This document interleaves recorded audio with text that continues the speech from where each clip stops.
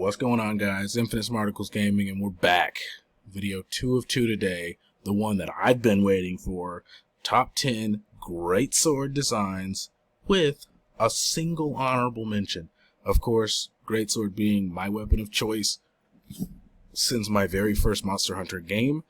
I am very, very critical on the designs in this weapon category, much more so than any other weapon category in the game, in the series. These greatsword designs have been strictly critiqued and with lots of scrutiny. Of course, again, not doing based off of sharpness, not doing based off of how my rage slash or my true charge slash works. We're not doing that.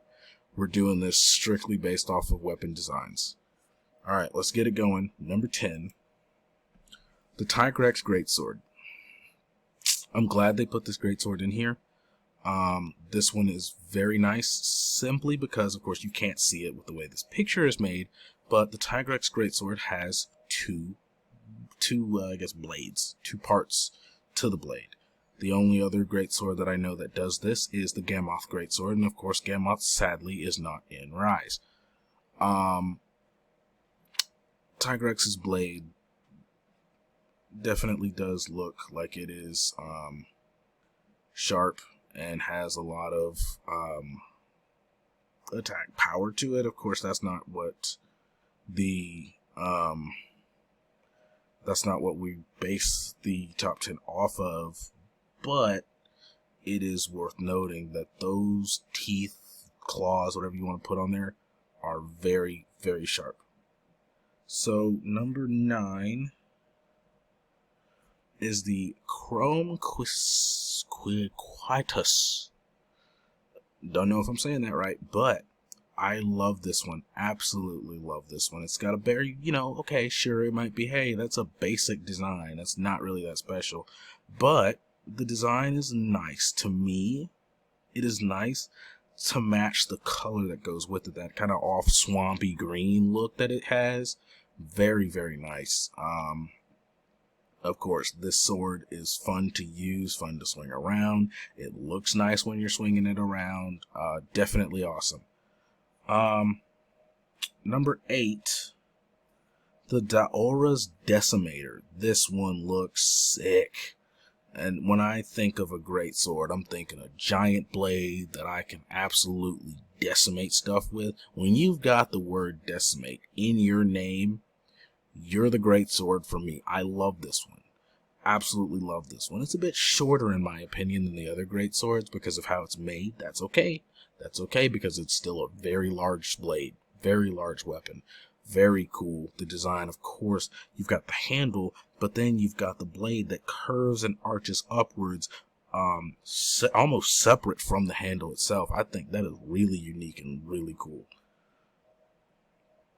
Next, we've got number 7. That's right, the Abominable is back in the Gosarag name. The Abominable Greatsword is here, looking cool, looking awesome. Of course, you can't see it with this picture, but as you are playing with the Gosarag Greatsword, you've got the color on the lighter white bit changes to red when you fully charged up your greatsword, just like Gosarag does when he's right proper mad. This greatsword does the same thing, and that is a very awesome feature as a part of the greatsword. I love weapons, as I've mentioned before. I love weapons that you can that interact with you as you're playing with them. Whether they spin, whether they change colors when you charge them up, whether they expand when they're fully charged. There's a bunch of different weapons that do that in the 5th generation that you can see it very well, and Gosarag's blade is one of them. That's really cool. That's it. Number 6, the Datra Cleaver, the Phuket Greatsword. No, there's people going, what the heck? Really? Yeah, really. I like this one. Of course, if you turn the blade upside down, where the top of the blade is in the ground, the feather design that is on the blade looks very similar to Phuket. Literally looks like Phuket's face. you have to work with it a little bit, but you can see Puket's face in the feather design that's near the handle of the blade if you turn it upside down. You know, the handle facing up, the blade facing into the ground. It looks like Puket's face. I think that's cool. It's not something I noticed in World, and it's not something I noticed until deep into Rise when I was playing, and I say, wait a minute, that looks like the Puket's face. That is awesome. Anyway, maybe you noticed it before, but I sure didn't, and I thought that was worthy of putting in the top 10 for that right there. Number 5, the Wrathion blade, the Segilinde. This blade looks absolutely fabulous. I like the design. It's kind of got like tape wrapped around it to keep it together. I think that's really cool. You've got the thorns near the handle there, so the elegance of the queen is not lost. The blade does not take up a long radius or a long length or distance, but it is pronounced, very large. The blade itself, the whole greatsword is very large and very heavy, and I think this one is a very nice design. Definitely says Wrathion when you look at it. Number 4, the Cat's Curse. This is one of my favorite weapons. I love this thing. It doesn't look practical at all. That's okay. It's metal. It holds its shape when used. It's very sharp, very spiky. There's lots of bits there. Probably have to clean this one out a lot when you're using it because of how spiky it is. Probably get a lot of monster bits on there that you don't want to take home. But I love this one. In Monster Hunter Stories 2, I used this one as much as I could till the end of the game. Love this blade. This blade is awesome. The design is just abstract, kind of like something you'd expect to see in a Dr. Seuss book or something, you know, very abstract, kind of wonky design. I love it. I love it. Number 3, the Crimson Goat. I love this one, and of course, you see the Crimson Goat on the thumbnail picture for this video. This one is a very cool weapon. I used this one as much as I could. Of course, in terms of practicality and you know the weapon functionality, it's not the best. Kind of something you probably used to fight Narwhal the first time, but after that wouldn't use again for the higher tier, high rank monsters. But I still really love this design. The red color to it is very nice. The blade's got 2 ends on it, so it really doesn't matter which ends you hit it with. But yeah, Crimson Goat, definitely number 3.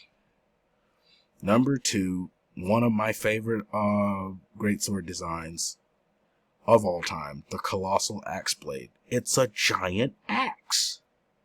How cool is that? That is incredible. I love that. The Colossal Axe Blade is a giant axe that is a greatsword. The blade, of course, not that big itself. It's not large because, of course, it's an axe. But, nevertheless, this blade is awesome. I love of course, I remember this one in World. I love this one when using it in combat. Of course, it's just something special about this one being an axe that really makes me love it more than I probably should. Anyway, that one is cool. That one is awesome. The honorable mention is the Chaos Tree. Of course, I mentioned this in one of the earlier videos. I love the Chaos Tree. All the weapons that have a Chaos Tree makes it really cool. The Roish Death Cap. This one is very nice. It's poison. It looks very unique, very interesting design. Looks kind of like a log, maybe, with a few fungus on there. Definitely wouldn't be touching this one with my hand because it would probably poison me and put me in a sick bed. But yes, I do like this one. Probably not good enough to be in the top 10, but definitely good enough to mention. And number 1, the Great Wyvern Fang. That's right. The nice good old bone blade that the tried true greatsword. Love this one. This one's really cool, really satisfying to use. The design, of course, stands the test of time, and it's just great. It's good, awesome, nice greatsword fun. The dragon element has been imbued on this weapon, so it's got a nice flair to it. The color's got that kind of darkish, a fading light purple there. I really like that color. I like this design. This greatsword is wonderful. I can't wait to see what other greatswords are in Monster Hunter Rise Sunbreak, because it's so close now, guys. It is so freaking close. But till then, we're going to keep posting videos. We're going to try to keep ourselves calm, keep ourselves from pulling our hair out. And we'll see you guys on the next one. That's been it for my top 10 weapon design videos. We will do more weapon design videos at the end of Sunbreak. But for now, we're going to focus on getting gameplay content and getting that out on every Thursday, Tuesday, and Sunday.